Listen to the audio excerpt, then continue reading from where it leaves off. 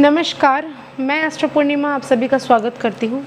आज मैं आपको ऐसे 5 बिंदुओं के बारे में बताने जा रही हूँ। ऐसे तो वास्तु में कई सारी चीज़ें होते हैं जिसे आपको सुधारने की आवश्यकता है समय पर, लेकिन बात है कि कभी कभी ऐसा हो जाता है कि घर हमारा खुद का नहीं, रेंट के घर पे आप रहते हो, या फिर किसी समय ऐसा हो जाता है कि आप चाह कर भी कुछ चेंजेस नहीं कर पाते। आपकी जॉइंट फैमिली है या बहुत बड़ा परिवार है, उतनी अर्निंग नहीं है कि आप सब कुछ अपने हिसाब से सेट कर सको।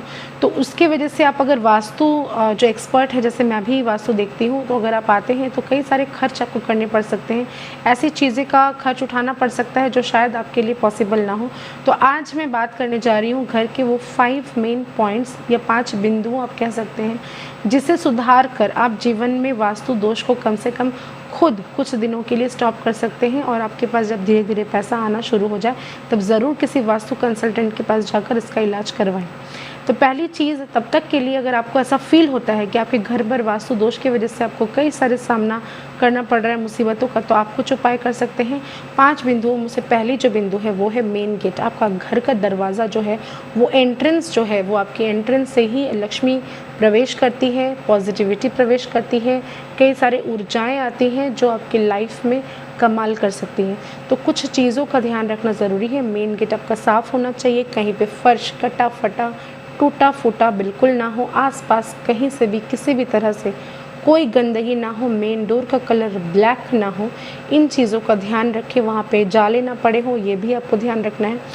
ये चीज़ें अगर आप मेन गेट की सही कर लेते हैं तो आप देखेंगे कि घर में खुशियों का प्रवेश आना शुरू हो गया। दूसरी चीज़, किचन अगर आपके साउथ वेस्ट में है तो बहुत अच्छी बात है।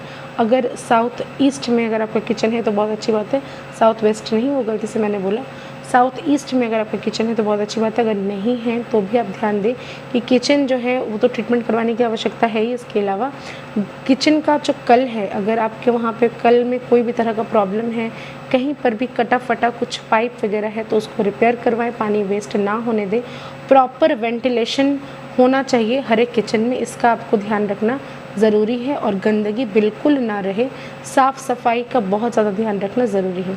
इसके अलावा थर्ड पॉइंट, आपका बेडरूम। आपका जो बेडरूम है उसमें कोशिश करें कि डार्क कलर्स का यूज़ बिल्कुल ना हो, क्योंकि डार्क कलर्स आपकी लाइफ में बहुत ज़्यादा प्रभाव ला सकती है। आपको नींद नहीं आएगी, आपकी बेचैनी बहुत ज़्यादा बढ़ जाएगी, हेल्थ इश्यूज़ क्रिएट हो जाते हैं। तो डार्क कलर का यूज़ अवॉइड करें अपने बेडरूम में।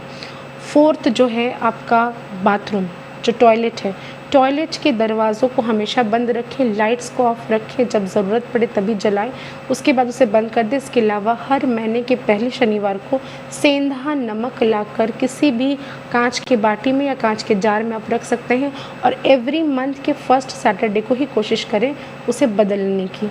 इससे आपका बाथरूम का जो हेल्थ इश्यूज़ अगर बाथरूम की वजह से अगर होता है, वास्तु दोष वहाँ है, तो उससे वो ठीक हो सकती है।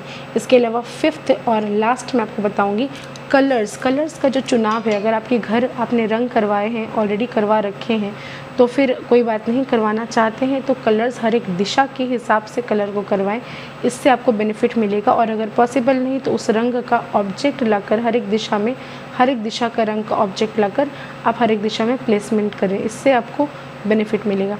आशा करती हूँ आपको मेरी वीडियो पसंद आ रही होगी और इन चीज़ों को करके अपने लाइफ में आप बहुत ज़्यादा सक्सेस मिले आपको, और आपके वास्तु दोष का निवारण आप खुद ही कर पाएँ।